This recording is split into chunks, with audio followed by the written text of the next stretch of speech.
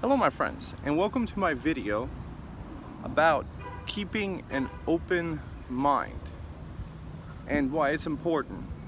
It kind of ties in with the whole idea of context of perception versus essence and content versus context, and how opinions are formed and why sometimes people dismiss things right out of hand. So my basic point that I want to make is that the book is not the cover. The map is not the territory. You know, it was very well put by Hawkins, because if you just look at the book or the headline, you actually get the wrong message. A good example would be in news articles. They do this often, right? They put in the headline because people only read headlines. So they put in the headline, let's say like, oh, the stock market has always went up and will always continue going up. But in reality, they actually bury the facts and tell the truth inside the article when you actually read the article. But what happens oftentimes is that people skim the news headlines and just read the title to something and wind up by reading the title only, they wind up making an opinion, and if it doesn't agree with their viewpoint on something, they actually dismiss it right offhand. And that's what happens a lot in the world. So a good example would be, you know, current thing that a lot of people are making YouTube videos about is actually the Star Wars, The Last Jedi, the film that came out recently, you know, a month or two ago, or whatever. So basically put, there was a Star Wars fan, and he made a video.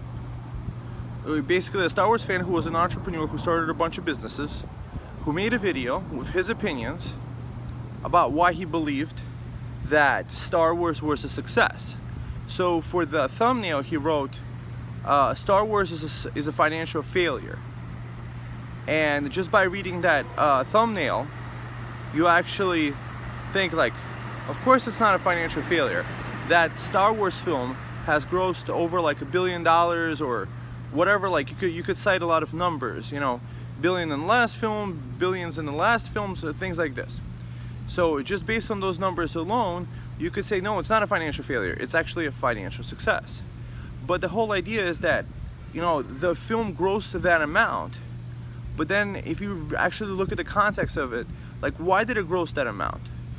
If this film came there into the scene by itself without having a legacy of people really loving the old Star Wars films, like, you know, with Yoda, Luke Skywalker, Han Solo, all those iconic characters that people watch on film over and over and over again and buy the toys and things like this. So what happened was this, you know, the person on the YouTube video, he said that Star Wars is a financial failure because it did not cater enough to the customers. Like what it did, like for example, it made Luke Skywalker, this is more of my own example, it made Luke Skywalker look like a complete idiot. You know, the Jedi girl, she comes to him to train, and then he just acts retarded, and there's not even a single scene of him actually fighting physically. Sorry about the spoiler alert, but there's no physical fighting scenes of Luke Skywalker. He's like the coolest character of the whole thing, and he's just like a complete loser in there, and he's completely out of character. And what people legitimately have criticisms about is that the characters were not developed as well as they were in previous films, which, you know, having watched it, I think that's true. You know, they developed the characters much better in the previous films. I kind of actually want to rewatch the last films. They sound kind of like really cool. You know, all those, there's so many positive messages in these films. Like for example, you have Luke training with Yoda. Those scenes, you know, he tries to lift the thing, the spaceship out of the water, but he says he can't, it's too big. And Yoda says, size matters not. it's really like, he's like, do you judge me by my size? And then Yoda goes and takes the whole spaceship out of the water, no problem. So back to the point, right? Yes, the film might have made $1 billion at this point, but if you actually get to the point that you understand from the author, is that if it alienates a market population, you know, of like original Star Wars fans who liked certain, you know, scenes and characters, you know, Princess Leia was an awesome character, you know, you had Han Solo, you had all these different other really iconic, really cool characters, and that's why I think this film actually made this money.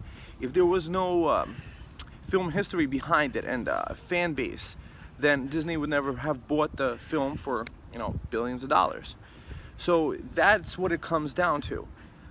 He made the point that it's a financial failure because the actual fans that actually do buy tickets to watch a film over and over and over again, that's what happens with a lot of Star Wars films. They watch them like 5 times, 6 times, 10 times, or whatever. That's one of the reasons it makes them so successful. People just love those films. They buy the toys, they buy posters, you know, there's like $600 lightsabers and things like this, like limited edition things. So by alienating the customers and not listening to what people are actually complaining about, by trying to justify the mistakes that you did instead of just owning up to them, this company is actually creating a financial failure out of the things. So yes, it makes some money now, but over the long run, which is the idea of any film, is that people buy DVDs, people buy, you know, the products and things like this, that it is a financial failure because you don't want to just sell the things. But the problem that this film really got into is that it got into more of like a political, you know, current day political issues. More, you put those in front of the idea of telling a really good story. And that's the idea of Star Wars, that actually had a lot of good stories, you know, good versus evil, you know, good people turning bad, bad people turning good. You know, you had Darth Vader, you know, defeat the Emperor in like episode 6 or whatever.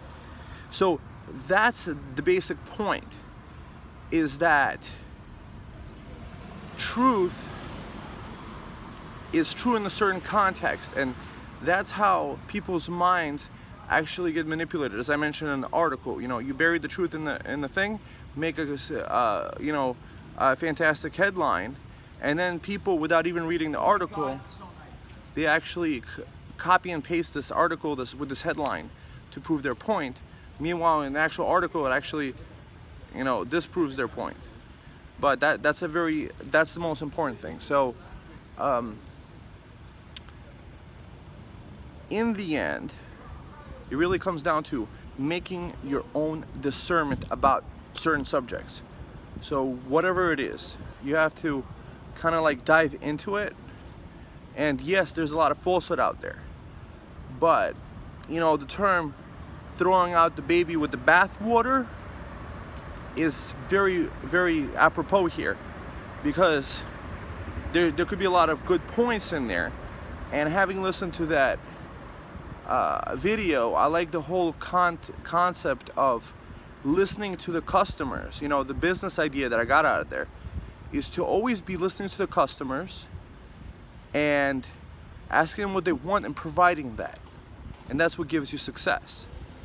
Not listening to customers and justifying your own mistakes and not owning up to them and not fixing them is a recipe for failure. So we have an example of success and failure based on those concepts. And in the end, also, another point is this, is that you have to measure success in certain ways. That it's not just about the amount of money a movie grosses. Like an example with Star Wars, keep going back to this because it's a very current example, that it has like a 48%, you know, fan score on Rotten Tomatoes. Meanwhile, the critics, they gave it a 90%. So we have a schism between the fans and what the real fans actually say about the film, and they're actually giving excellent suggestions for Disney to really improve that film. But if they listen, they could definitely salvage this franchise, and I'm pretty sure they still want to make money, but in the end we all have to vote with our wallet. So listen to the customers, because if you don't, somebody else will. So that's my main point, that you have to really develop your discernment. So Perhaps maybe the segment should be called discernment. All right, my friends. See you next time.